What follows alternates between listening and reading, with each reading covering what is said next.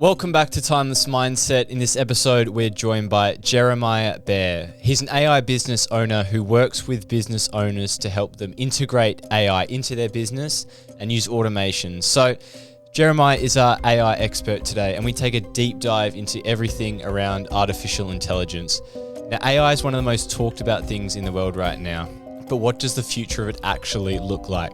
How will it impact our daily lives and businesses? And beyond the fear, how should we really be thinking about AI from a practical perspective to bigger questions like consciousness and potentially them taking over the world? Expect to learn about the reality of what AI can and can't do, how AI is already shaping business and what it actually looks like, why thinking less is taking away creativity and certain regions of the brain, practical ways to integrate AI into your life and work, the bigger questions around AI and consciousness, how to position yourself in a world where AI is rapidly evolving, plus so much more. It was a very, very interesting conversation and one that will continue to play out over time. AI is fascinating. I'm sure everyone has some relationship with AI, whether it's their work or using ChatGPT to solve personal problems. It's interesting, and today's conversation delves into all of that, so enjoy. Before we dive in, we've had a quick look at the numbers and found that only around 5% of our listeners follow the show and only around 2% of our listeners have rated the show. So could you please do me a favor and take a moment to hit the follow button, the subscribe button, and leave a 5-star rating. It makes a huge difference to us. It allows us to bring on bigger guests, grow the show, and keep delivering value to you guys. Thank you and enjoy. Jeremiah Bear, welcome to the podcast. Thank you so much for having me, man. I'm excited. So AI is your specialty. So set the context for me. What were some of the dominoes that fell that led you into that world? So backtrack. So I started with studying engineering. So I did an advanced diploma in civil and structural engineering. Did that for about 2 years. Started actually before that with mechanical engineering. Then got into civil and structural engineering. Then I was working as a consultant, as a fitness consultant. Now, how I landed into obviously the whole fast with AI was when I was building my business. I was working through a lot of different CRMs, the standard ones like you get Shopify, and then I was playing around with Pipedrive and working with front end. So when it comes to CRMs, it's front end and back end. So when I started working with CRMs front end, I just became a lot curious on what goes on in the background. And always being passionate about business itself, for me was just a no-brainer. And getting into the whole space of crypto and AI, I knew that if I'm going to do anything in my life, I'm going to be a part of what's going to be the future and present today. So I just really started playing around with a lot of AI tools, somewhat of the last over 12 months, but it does overlap with all of the different domains that I've played in. It's just more so building automation. So rather than individual tasks in my subdomains, it's not now streamlining all of those processes, which is now what I'm specializing in. Yeah. So AI scares a lot of people, right? Like AI or technology clearly is the future of the world, and it scares a lot of people. Yeah.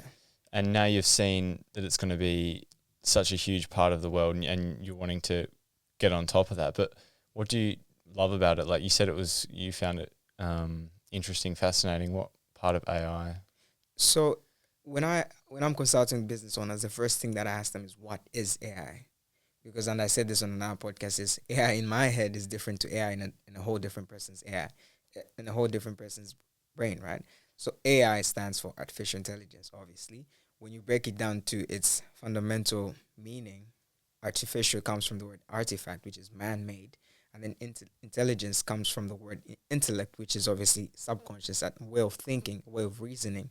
So artificial intelligence, why I'm passionate about it is because it's an extension of our innate values, our innate ways of doing things as human beings.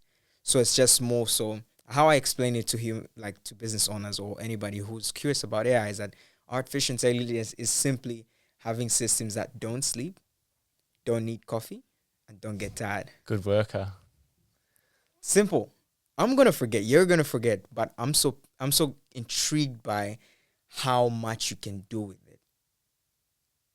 It can literally achieve so many things that human beings may not be able to achieve, or may be able to achieve, but not to the amount or to the substance that we would like. So AI is an enabler. It enhances our work.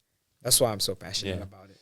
Something I'm fascinated by is, do you think some AI, because you said it's man-made, do you think it's something that we've made or it's something that we've found? I always find that about everything in our conscious experience. Like, are we inventing things? Or are we finding things that have always existed? I would say we are finding things that have existed. So think of an idea, right? If you hear of some of the greatest men to have walked this earth, Steve Jobs, obviously, and you get likes of Elon Musk. I talk a lot about Elon Musk. What they did essentially is convey an idea and make it a reality. If you take it back to first principles thinking, I'm not a scientist, but I think in those principles. So a scientist would think of it this way. There's three states of matter, right? There's water, there's gas, or you could say liquid, gas, and solid. So how I see it is if you have an idea, it's in gas state. If you transform that idea in gas state into say water, there's a transformation that happens, right? There's distillation. I think that's the terminology. And then if you get it from water to solid, then something tangible. You've frozen it. So I see ideas the same way. There's nothing new under the sun, but it's more so the transformation of that energy into a conceivable manner that we can obviously grasp. But we have all of these ideas. These are things that were not, it was in somebody's mind, but they maybe just didn't execute on it. So we're just now starting to find these things, not really just create them, but they've been there. Do you think we should be scared of AI and it becoming conscious enough to take the world over? I think we should respect it. I'm not one to preach fear. I don't push fear towards people because fear can be a response, but it shouldn't be an emotion that constricts or restricts us from doing things. Fear, when you look at it, and it's good because I look at both elements of it, but we should respect its capabilities. And for instance, you're like 6'3", right? And I remember when I messaged you as well, I was like, dude, if you guys who are 6'3" were able to like get jacked like that, then it wouldn't be fair for everybody who's like under the radar. Now, why am I saying that? It's somewhat similar as well. When you look at artificial intelligence, it's an amplifier. So we shouldn't necessarily be afraid of it. We should respect it. And for instance, I respect you. You can knock me out, but that doesn't mean that I'm afraid of you. I respect you, and I should respect AI. AI could replace my job, but that does not mean that I should be afraid of it. I should respect its capabilities and learn how to embrace it rather than live in fear, because fear limits us. So it's more of, rather than being the person to live in fear and living in fear in that moment, you respond to it. So it's like courage, right? Courage is not me being fearless. Courage is me executing regardless of the fear or the state of resistance. So I don't think people should be afraid of it. Embrace it, act on it, learn about it. That's what I say to people. Yeah. So what jobs do you think AI will take over though, for example? Like what sort of sectors do you think, what sort of automations and tasks will it take over in businesses, in the service space that are going to make certain jobs redundant? I'll probably start with jobs that are repetitive and that do not necessarily contribute in terms of real and substantial value. For instance, a lot of people are afraid that, say, some receptionist jobs may be taken over because there's certain receptionists who you need to train, right? You need to train them. They need to be able to do certain things, but there's certain jobs that are very white and black. You know, you're asking the same exact questions. The FAQs are almost the same. So you can literally train an AI assistant to pretty much cater to the people who have those exact questions. So people in that domain need to be thinking, rather than, is AI going to take my job, is how do I replace myself? How do I educate myself on my abilities and have systems in place that I'm managing? So now you're not the person who's being replaced by AI, but you're literally replacing yourself with AI, and you're managing the systems, you're managing the automations. So repetitive tasks, when it comes to, say, customer inquiries, I think a lot of those jobs will become mundane just because of the nature of them. But there's still random questions. There's still random things within the lines of business or any career that will need human abilities, which is where now the management of these systems comes into place. Yeah, I think it's one of the best parts of AI. It's going to force people to be more creative as there's more room and space for that, because the mundane, novel tasks are sort of given to AI, and people can focus on creativity and brainstorming. Yeah. But I also find paradoxically that's the same thing that's being diminished now, because instead of thinking, we rely on AI. So it's this paradox where AI is allowing us to get more answers, but it's also going to be the thing that allows us to problem solve more because we have more time and capacity for it. So I find that interesting, because AI, a lot of people are just going to, ChatGPT, so they don't have to think for themselves. And I'm 100% guilty of that. But in other ways, now it's giving us more time to focus on things that are more expansionary in nature. So how do you weave that tension, I find? Because AI is giving us more time for expansion, but at the same time, we're not flexing that creative muscle anymore because we're just going to ChatGPT to solve simple problems. It's a very interesting one, and it's actually proven. And right now, there's a lot of research that AI is an enabler, but it has also caused a lot of it has caused a lot of it has caused a lot of slowed down ways of implementing things, because obviously everything is literally one click away. It's like the phones, right? So how I literally tell this to people is have set times to literally do the boring things, do the things that take time. For instance, journaling. I'm writing a book right now. That's something that you need to practice. You need to flex that muscle. So in as much as you're using AI as a tool in itself to literally accelerate your work, have parts of your day that are dedicated to the long route. So not just having everything quick, because in the long route is where you get the there's certain depth that you're able to access when you slow yourself down. So it really now brings back to some of the fundamental things like meditation, literally things that people think are, just one of those things, but having time allocated where you do the traditional route, if that's a context that you give it anyway. But have times where you're obviously learning these new technologies, doing all of the practices, learning about, different softwares, different ways of implementing it in your life, in your business, in your career, in whatever that you're doing. But have times as well to achieve the exact same outcome, but do it your way. Figure out ways that you could do it. And it may feel like punishment, and that's the point, because you have to exercise your muscles anyway. Because it's like going to the gym. You could go to the gym every day this week, and if you're not going to the gym, obviously you're not exercising that muscle. So if we rely on AI, if we rely on all of these automations, then we are literally restricting ourselves. So it's literally practicing the boring things. Read. Like, keep reading, keep writing, keep doing the things that obviously are the slower ways of getting to the same thing, but have that as something that you still do out of your time, more of a way to keep exercising the ways to still achieve what you would achieve using artificial intelligence. That's like layman, like it sounds very boring, but it's practical. It's very practical. Trust me.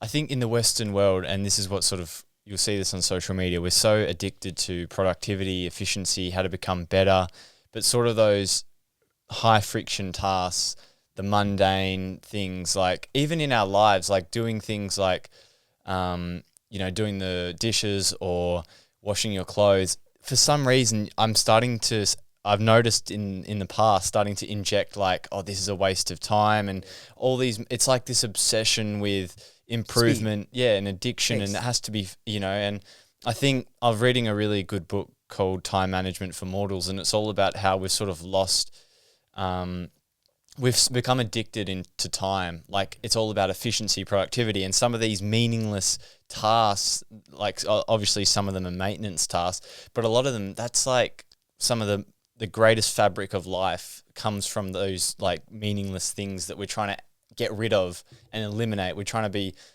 businesses are trying to be so obsessed with, stripping away that, but there's certain parts of that we actually sort of need and we love. Would you say that AI is one of its greatest strengths or purposes then is to, like, I think we spoke about this before, is sort of just to reduce the friction. It's not really adding anything. It's sort of like facilitating a process that's already there, or identifying bottlenecks, or so it's not really, because I find that we look at AI as something that's adding to something, but is it not really adding to it? It's sort of just like enabling a process that's already there. It would enable, but now, which is where we are right now. So AI has really developed. People don't even know that. People are only knowledgeable of the fact that it's been only of the recent 3 years or 4 years that it's been on the scene, but it's been in the works for over 14 years. But now we're getting into cloning, which is what you're talking about. Self-replicating artificial intelligence or different models that are self-learning. So then not only are they executing, so people talk about AI agents. I'm working on AI consultants that not only AI agents do the work, but what I'm working on building is intelligent models that do the work and self-learn to do more work even before you ask of it, right? So that's where now you think that it just executes what you give it and doesn't need to add. But we're getting to the point where artificial intelligence is literally building itself. And that's why a lot of people are afraid of it. And I myself respect that as well. And it's something that I'm really conscious of because we don't know the outcome of some of these things. So I'm going to ask some questions about it from a practical standpoint. So where does AI actually exist? So like, let's say I go onto my computer, ChatGPT, and you say it exists on the internet, but where does that stem from? So it's built on, it's in the cloud. It's built off different servers, right? And the servers essentially have what we call a knowledge base. So a knowledge base so look at something like Google, right? It's sitting on the cloud. But where's what do you mean the cloud? How would you? It's a network of connected devices, connected storage units that But is it physical or it's intangible? Like, is it actually in the clouds, or is there like a physical server somewhere in the USA? Someone's got 10,000 square meters of all these computers storing this information. Like, how does the information actually get stored? So they're obviously built in physical environments. So there's offices that could be. That's why, for instance, if you've got your router in your room and you leave you leave the place, you leave your room, you leave your bedroom where your router is, the network is going to become weaker, right? It's the same concept. If you look at things like Starlink, right? There's servers literally in space. So they're physical storage units that exist in different parts of the world, right? But then they have wireless ways of connecting, right? They have wireless ways of enabling us to still access that information without having a hard unit. But obviously you could have, for instance, a hard wallet. You could have I'm not too sure if you're into crypto. You could have a hard wallet or you could have a wallet on your phone. So it's somewhat the same principle that you could have a physical way or physical means to access the remote or the digital assets. Does that make sense? Yeah. Yeah. So yeah, you need some sort of physical. You would require some sort of physical elements to tap into these things. That could be your phone, your PC, whatever device that it is to tap into these servers. But it exists in the cloud, but they're built on physical assets. Yeah. Do you think AI can become conscious?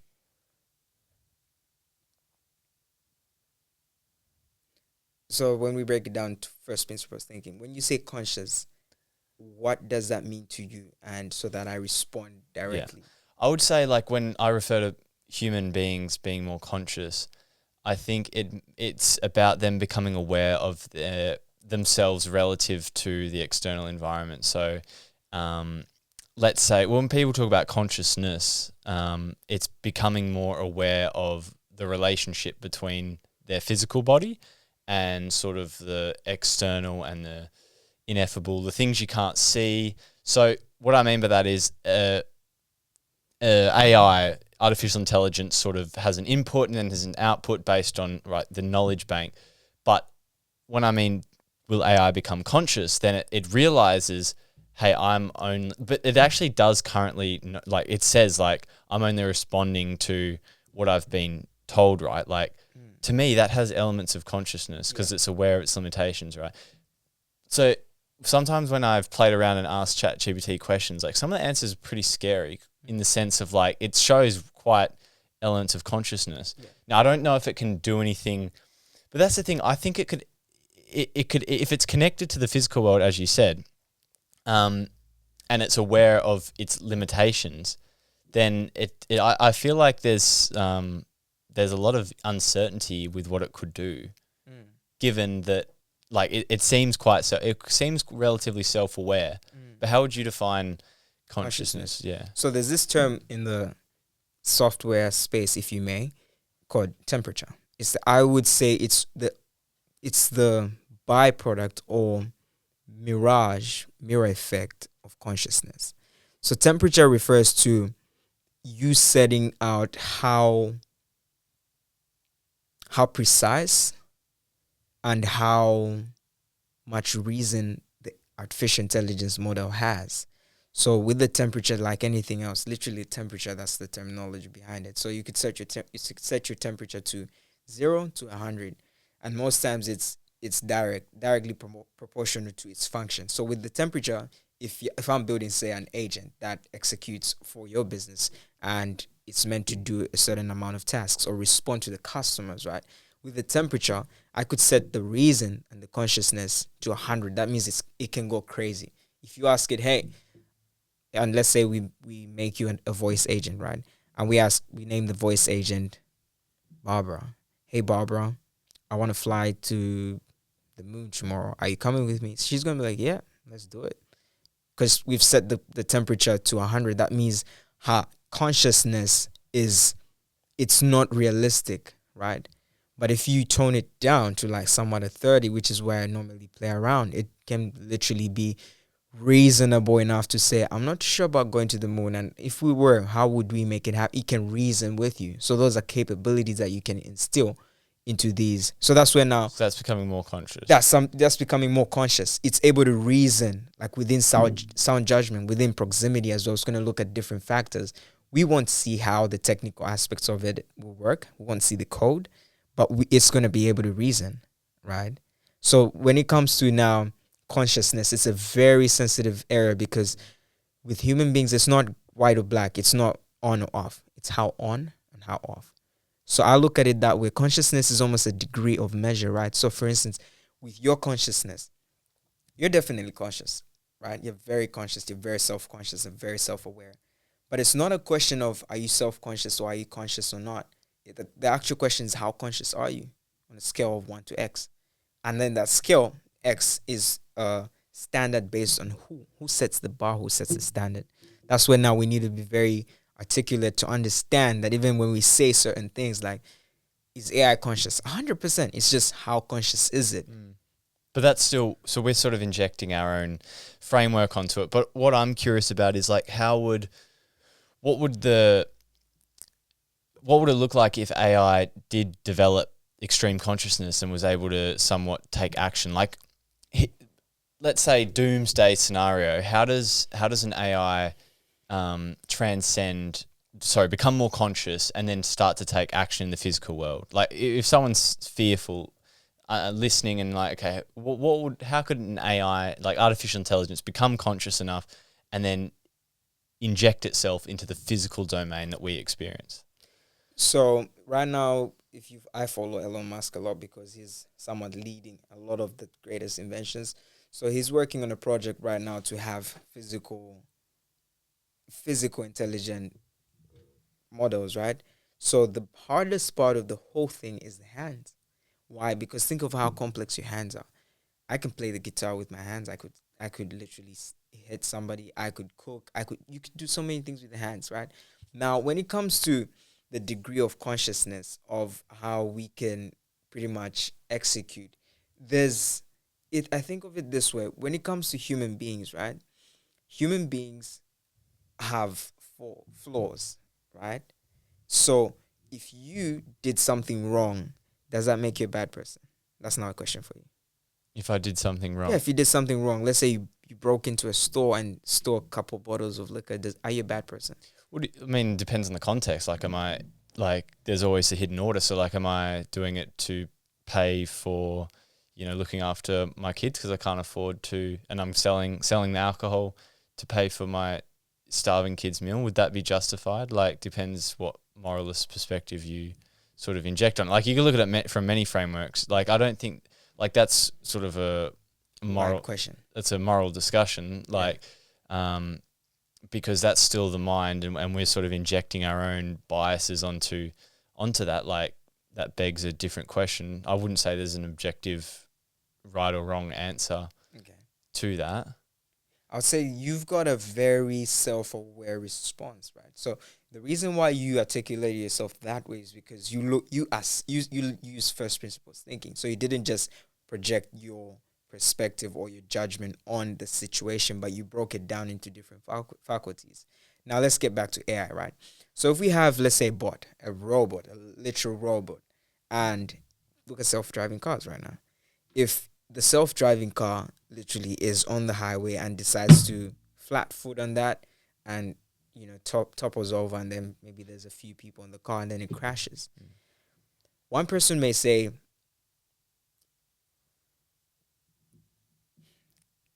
the technology was faulty. Another person may say it had consciousness, it wanted to kill me. Now, who caused the shots? That's where now there needs to be a whole different way of looking at these things, because human beings have flaws. That the reason why I asked you that question was, does your action make you the bad person, or is your intention behind the action that is your intention behind the action what is your intention behind the action what makes you a bad person, or is the outcome of the action that is the outcome of the action the determiner of you being a bad person? There's three different lenses, and that's just the bare minimum. Now we look at artificial intelligence. We've got a robot, and the robot maybe gets into the store. Maybe the robot is an assistant at the table, and now it starts malfunctioning and, pulls out the cash register. I want you to get, if anybody who's watching this, I want you to picture this. There's a robot in the store, and it's meant to be a receptionist, and it trips out, pulls the cash register, and hits the customer. If it's tripping out, one person could say, yeah, it's malfunctioned. The second person could say, it's now developed consciousness. It wants to kill us. And the third person could say, nah, it's a good thing. It's just done a bad thing. Yeah, but I wouldn't say that consciousness is a byproduct of technological failure. Like, I mean more in the sense of, like, let's say it was able to detect, like, cues, like, I don't know if, like, detect cues from the person, was able to read the person, like, somewhat, and then take specific action on that, and then sort of become personal, ask questions, potentially get a different outcome. Let's say the person was robbing the store. The person's robbing the store, but the robot was able to use facial recognition, body scanning, to able to filter that through and then change the way it communicates, and is able to resolve the situation because of that. Like, would you say that is a consciousness? Like, to a degree, what consciousness is pretty much just all that consciousness is the intersection among the physical, the mental, the emotional, the spiritual, and financial. That it's when all of those things merge is when consciousness happens. And the fact that these assets, these tools, these pieces of robotic engineering are built by humans, there's 100% going to be an element of consciousness, because we are delivering into them. So within that knowledge base that we talked of, there's what we call guardrails. So guardrails are essentially meant to be the parameters that you set for whatever it is that you're building. So if I'm building an agent, for instance, a lot of the agents that I built right now are essentially just software driven. But obviously we do hope to get into the space where we're building physical assets, physical robots, right, within our company. But there's guardrails that you put in place. Now, can the assistants or the AI agents or whatever you're going to call them, robots, get past the guardrails? There's glitches in the system. Like human beings, I look at it as we are literally recreating what we are. So if we can fold, if we can have consciousness to execute against our moral compass, I do believe that AI agents or AI in itself will have that capability. And it now just comes down to the judgment. There will be judges as well. We're gonna have the same way we have judges right now for human beings. There's gonna be judges as well for AI, because what's gonna make something wrong? Like I said, is it the action, the outcome? Is it the heart posture behind an execution of a certain task? There's gonna be so many different elements, and we're gonna have judges, human beings judging AI, because it could do anything. And the thing is, it's software. For instance, how can you know if somebody loves you? It's a feeling, right? But you can't quantify that feeling. You can't measure it. There's no, like diamonds, you can test how authentic a diamond is. You can't really proof test how much someone loves you. I think it's going to get to that as well with things like software, because you can't really determine how much of it is as a result of the software in itself or other elements, because they're based on human data. We're feeding them what we know, what we experience, what we create is what we are breathing into these things. That's why it's almost impossible to test for artificial intelligence consciousness, right? Because it's like immeasurable, like it's intangible. So it's very difficult to know at what point in time it has become conscious. And what was the issue? I feel like,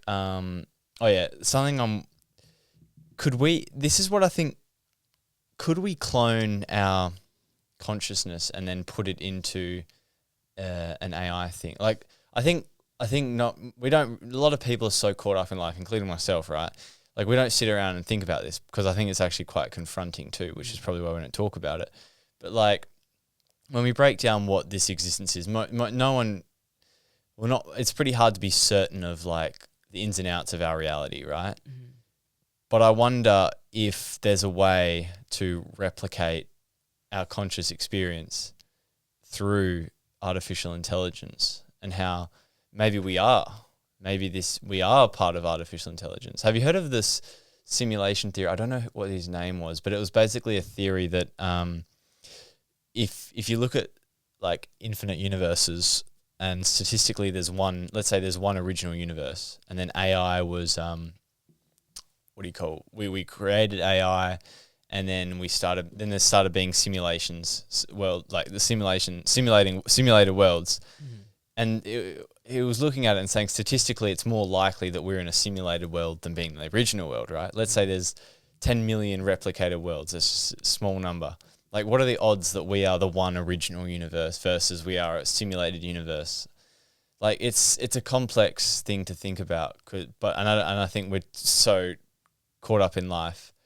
But I find it interesting because I think it involves, it's about AI, right? Because AI is part of this simulation and this intelligence and this thing that we can't see, but it has to do with the consciousness argument is so interesting because what do you think?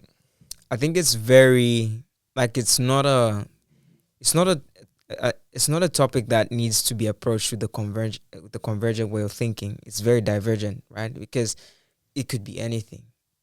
It could literally be anything. And even for myself, you're talking about whether or not you could literally have a replica of yourself somewhat. That's essentially what I'm trying to do. There's a marketing lady. She's got a marketing company in Melbourne, should be. And we're just having this conversation about her business, and she wants to replace herself with AI. I'm working towards the same thing, right? Now, there's certain elements of me that you just can't replicate, because we are a series of events, we're a series of environments, we're a series of opinions, we're a series of facts, we're a series of beliefs. There's so many things that constitute and govern how we think logically or emotionally, right? So even with training data sets, there's a man in the States who's trying to freeze his lifespan to not age, right? There's a lot of intelligence that goes behind that, because they look at not only the science behind it, but they look at so many different elements of it. Because the thing is, not so many people are conscious, right? Not so many people are present. And even when you look at simulations, you look at the fact that there's so many different things that happen. It's all energy, right?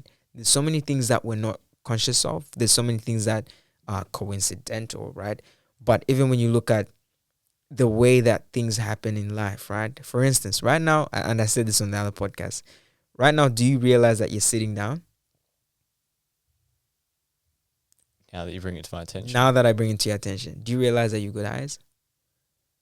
Now that I bring it to your attention. But imagine, and this is why meditation is so important, because it's not that you're doing something new. It's that you're being aware or you're being conscious of something that you're already doing, and you're putting intent behind your actions. But imagine if you were so intentional about everything that you do that you felt everything, and you felt everything in the moment. Is that sounds like the premise of what Joe Dispenza does, right?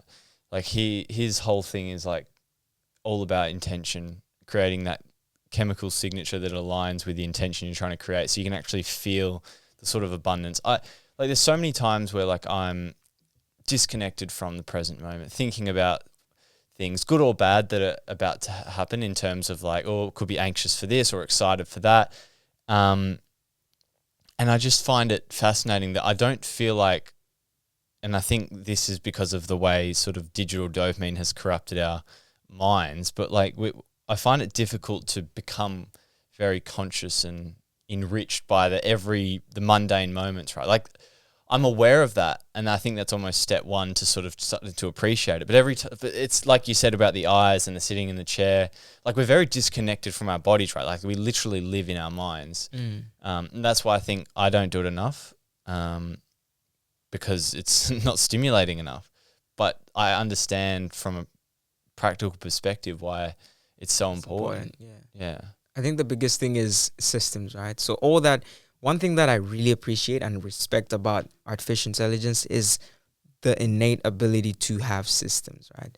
So systems are essentially structures that you put in place so that things happen easier, not that you need to add more to have a certain event happen, right? For instance, for myself, this is a very basic example, right? I've got my piano in a broad open setting, right? The first thing I see when I walk into my house is my piano, my keyboard.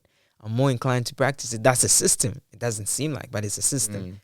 I have 0 cookies, 0 sugar. I don't buy anything that's going to make me want to splurge or binge eat. Those are systems in place, right? So increasing the likelihood of you doing something is literally what's going to make it easier to achieve a certain outcome.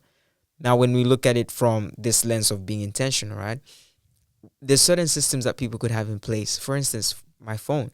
I got to a point where now I have 2 phones. I have my business phone and my main phone. I would leave my other phone in a whole different room when I'm sleeping, so that the first thing that I do, my first 4 hours of my day, I do not touch my social media whatsoever. I do not. So that gives me the ability to think, connect when I'm up. The first thing I'm doing is I'm connecting with myself. The last 2 hours of my day, I have systems in place to not be on my phone as well. And I make it easy for myself to execute upon that.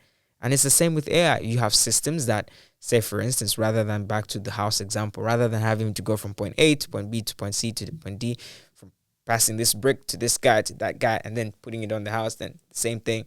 You have systems. You could have a roller machine that literally you put the block on there and then skips past 4 guys to the last guy, and boom, you have a house built quicker. Systems in place. So that's one of the things that I appreciate about not only AI. And when we mentioned it, you were asking me about how people could practically be able to not depreciate their ability to be creative. It's doing both. Okay, then that begs the question: what should be systemized versus what should just be? You should be allowed to have that human experience and not put metrics on it, and not trying to make it more efficient, more productive, streamline it. What is your sort of framework for delineating between what's needing to be systemized versus letting it sort of flow naturally? So I look at 2 things, inputs and outputs. I look at what I'm working towards. What's the goal? What are we working towards? What assets do we have, or what do we have right now to achieve this outcome? So you obviously set a goal in a business. If you're working towards something, let's say this month we want to hit our KPIs, right? We want to have maybe 5 sales of a high ticket sale or a high ticket product or whatever it is, a service. We have systems to enhance growth towards pushing the needle forward, right? And we have systems in place that could look like, for instance, maybe You look at companies, they heavily rely on maybe clients, right? We have systems in place so that the outreach, when somebody maybe is getting on board, onboarding a client, we have systems from the time that they start working with us to getting to our project manager, fulfillment of any projects and reviews. The systems in place, certain documents, they will literally, rather than me having to manually type them, there's a system that it literally automates the whole product requirement document, sends it to them. When they send it to us, there's a trigger that goes on in the back end of our system that now lets me know that, okay, this milestone has been achieved. Systems within what you do that enable you to move forward. Because if you there's two things. There's life and there's death. If you're not growing, you're slowly dying. Maintenance is a myth. So you have systems to grow. Because if you feel like, yeah, what we're maintaining right now, the business over here, or the business right now is like we're maintaining. People say in the sports and wellness or fitness industry, yeah, I'm maintaining. It's like, no, bro, you're growing or you're depreciating. Maintenance is a myth. So now you bring it back to say you have the systems in your career, whatever it is that you have that you're doing, make it efficient, cut the fluff out. What doesn't need to be there? 1% improvements where you can automate certain things. But then, even with that being said, with the exact same peripheral vision or with the exact same way of approaching it, you have mundane things. You have things that achieve the exact same outcome, but require a manual intensive way of doing things. With those, you still execute. Depending on how soon you need them, there's no one stop answer that I can give, but you still do the things that feel labor intensive. I'm still yesterday I was writing a proposal to one of our clients as well. I typed it word for word. I could have put it into one of our AI assistants, but I did it word for word. Right now I'm writing a book. I'm literally typing my book out. I could literally be speaking and just talking my book because I'm a visual guy. I'm a very creative person with my, not so much with the reading and aspect of things. I could be speaking a book into existence. That's how I've written parts of some certain chapters of my book. But just the aspect of taking the time to, because the thing is, you slow your thoughts down. Think of it this way: you cannot accelerate the way you think, but you can accelerate the output. But when your thoughts come to you and you catch each thought as it comes, you write it down. And I'm very practical. There's very few ways you can really still enhance yourself, and there's five senses that we have. You got your touch, you got your sight, you got your you can hear, you can smell, and you can taste. If you can engage these 5 elements in your day-to-day intentionally to improve yourself, to learn better, to really engage with something that you're trying to, in this case, you're trying to consume, and then also be a producer, you enhance how much you do. Rather than you just speaking to me right now. After this conversation, I'm going to write some notes down based on this interaction. What did I learn from this question? What did I learn from your body language? There's certain questions that you asked me. I'll write them down. And then I'm going to read them. Now, I'm not only have I written them down, that's me touching it, right? That's me feeling it. Now I'm going to engage my eyes. I'm going to literally look at it. I will read. I'm exercising my taste buds, right? Because I feel the words, right? And I'm exercising my ears as well, my hearing aid. I'm hearing myself speaking to all of these things have happened, but I'm being intentional about it. All of that happening, and then now I'm using AI to enhance what I'm doing. That's insane. What do you find your purpose for that? Because, like, I feel like I had that sort of mindset. Like, I mean, the premise for my podcast is to learn from people, but I feel like I don't have a proper system like you learning. Because I don't know, I don't really, for me, I don't value putting a system in place for it. But what is your sort of drive to do that? Like for there to be such a system to do that, to reflect so hard, like. I love deep and meaningful conversations. It stimulates my brain because I'm thinking as I'm not just, I haven't forgot this, cameras at the point, right? I'm literally, each statement that you say, I'm literally thinking about it. I'm taking pauses. I'm conscious of my words. But one thing that really drives me is knowing deep down that I can make such a huge impact on the world from a selfless and a self-full perspective, maybe even selfish, to be honest, because I get fulfillment from giving value, giving people things that they can work with, help, and me helping people and seeing their face brighten up. I used to do podcast. I used to do interviews in the city, right? I was interviewing this guy he has a business, and some people started to notice me from that as well, and they would walk up to me like, "Bro, I've seen your TikTok. I've seen your," and it really inspired me. Keep doing that. I love what you do. I was in Bali. I was in Indonesia. I did a public speaking event. It was something small and it was just impromptu. But even after that, I had some random guy come up to me and said, "Bro, I saw your content and I'm really inspired. Keep doing what you're doing. I want to put you in touch with this guy in Melbourne." But for me, I'm driven by not only just existing, but making an impact, like making an impact, changing lives. Literally, I would say transforming lives, not changing, transforming. That goes back to the analogy that we spoke of. You got gas, you got liquid, you got solid. Gas is like, yeah, I kind of heat it up. Transforming is like you were gas, now you're liquid. And I was a part of that chemical reaction. You were a liquid, you're like wobbly, yeah, I kind of want to like, you know, now you're solid, you're a unit. And I was a part of that. Whatever it is, business, fitness, mindset, for me, that's my drive. Having the ability and the confidence to know that my words carry weight. And when I speak things and I speak things and execute, right? I don't just talk about it. I'm not just talking about it. I'm about it. And knowing that you can help people, because the world is lost right now, man. People don't know. Like literally, I give you this, anybody watching, right? Just try to ask one or two people who you don't know what their dream is, why they exist. That's why you look at this, so many things that are happening right now. People are depressed. People are committing suicide. People are lost. People just don't know the meaning of life. And because it's something that you can transfer. When you become certain of who you are, you have that ability to convey the exact same thing that you acquired to other people. And that's something that money can't buy. So many people have so much money. They've got so many things to their name, but they don't have the ability to actually enjoy it or have fulfillment from it.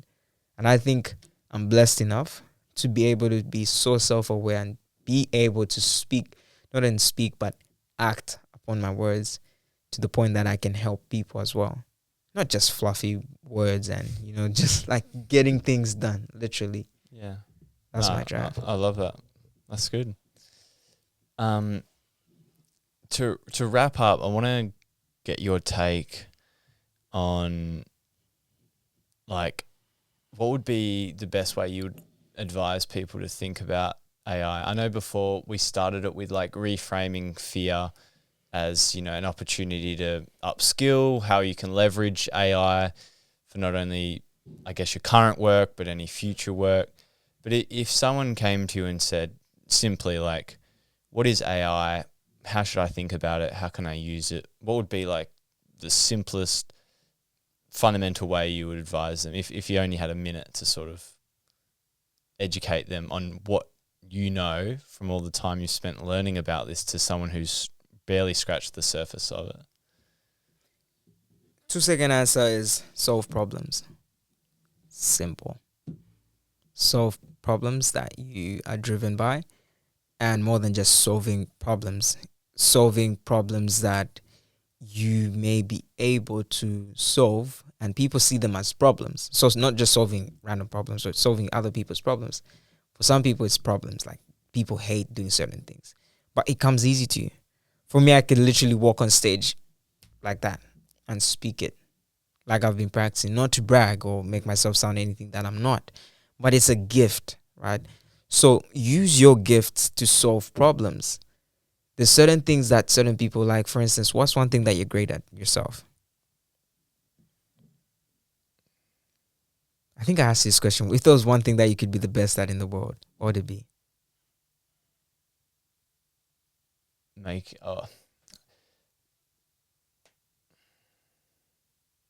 think something I've always loved is trying to make complex things simple. That's why I studied psychology, was to break down these complex, difficult uncertainty around emotions and life and break it into something practical and real so that it can change.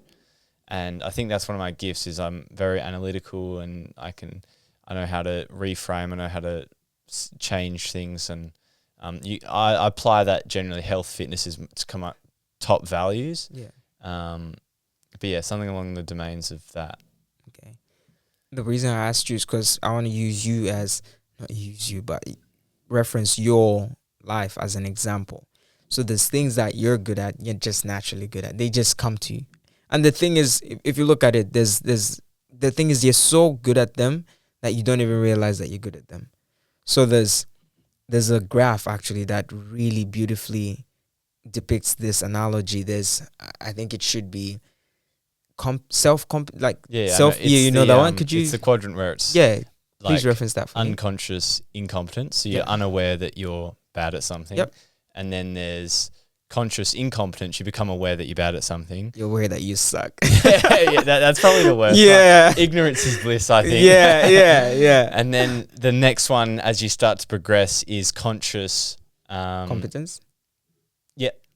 You still have to be very hands-on, self-aware as you're doing the task. For me in sport, kicking the footy, like you have to think so hard about it. Mm-hmm. And then the best one, like you said, it's unconscious competence. Mm-hmm. It's a default state. You don't even know. You don't even know how it works. It just works. Yeah.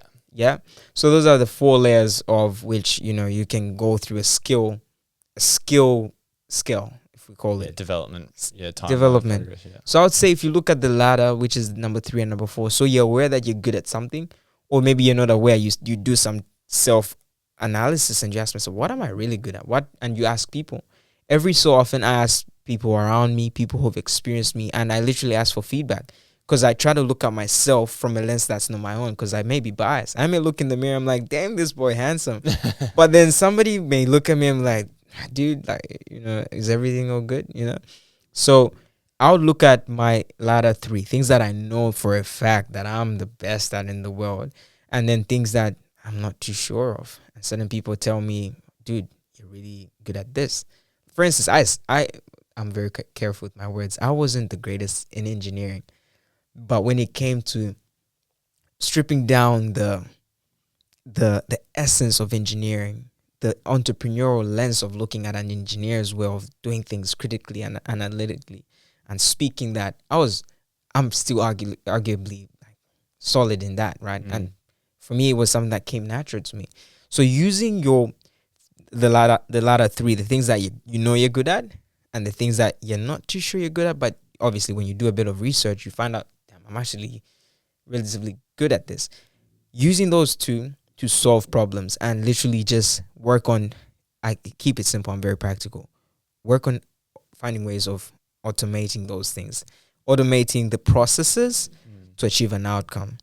Yeah, I like that. I think my 2 cents on here would be, I think too many people focus on what they're not good at and they spend their whole lives trying to bridge the gap because they're in so much fear that they're not good enough, they're not worthy, and they're trying to fill this void inside of them rather than using their gift to bless the world and help other people with that. And I think that's sort of the issue we face with the self-development, self-help thing, is we're constantly trying to get rid of these things inside of us that we demonize and judge ourselves for, rather than being more focused on what our gifts are at. And we can't be the best at everything. That's just a fact. But a lot of us are really good at things. We value certain things.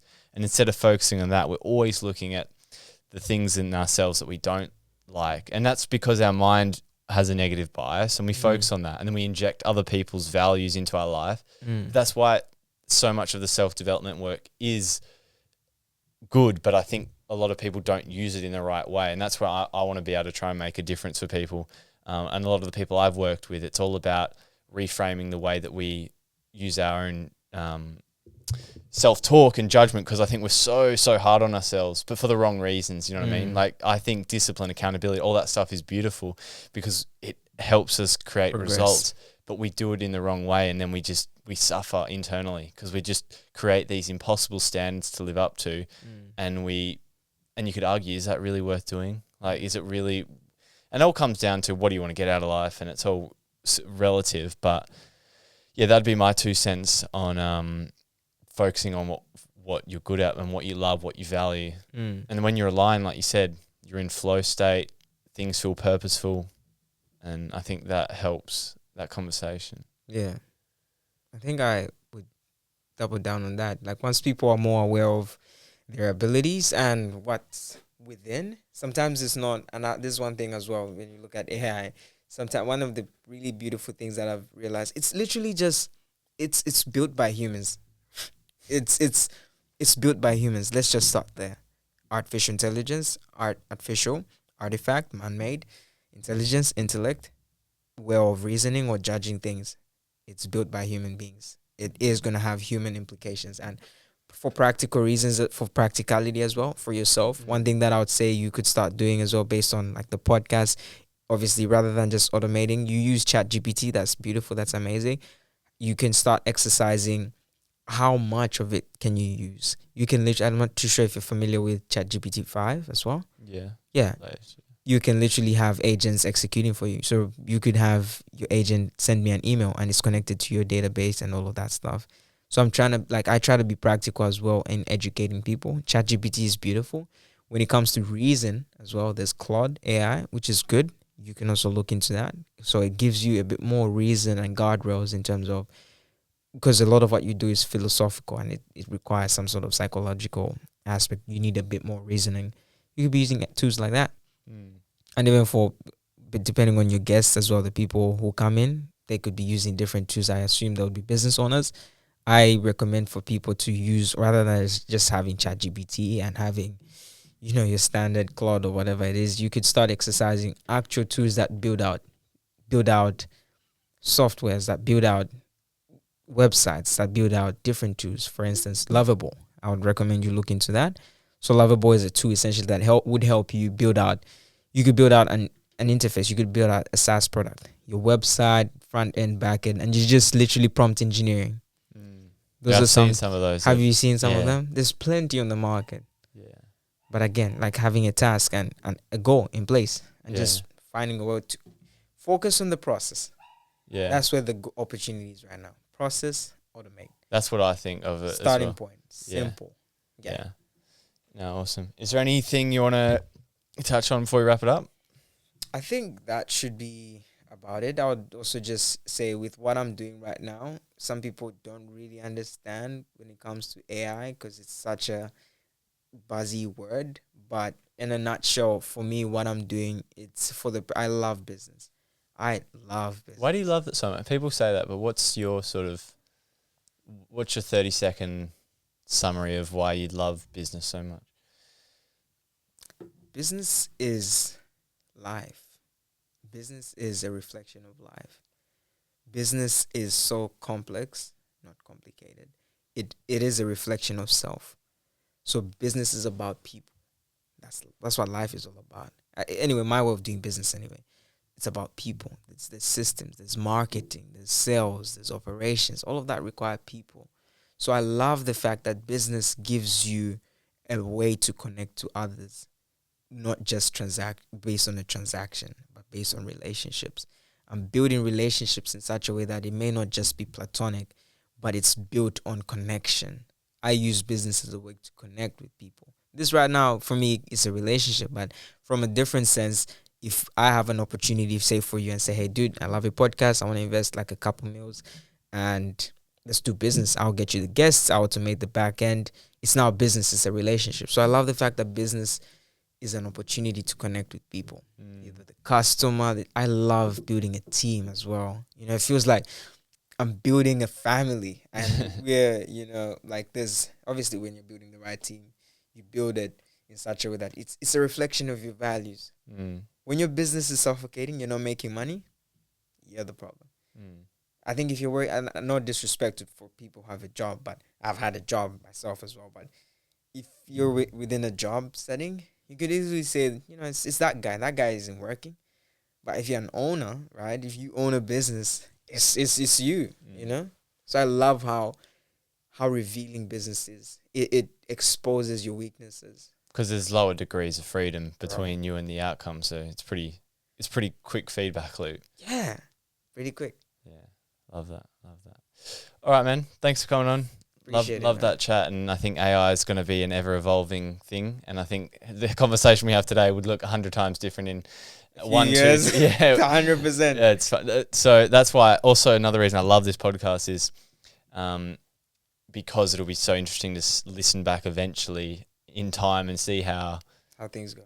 Yeah, how much I change, how much the world changes, and it's almost like a point in time. So I love capturing these moments. So I appreciate you coming on and sharing your knowledge. I'll ask you one question before we leave. Of course. So that we look back at this, what's your predictions on the future, say the next 2 years, based on your domain, say in the podcasting industry? Yeah. And anything that you're doing?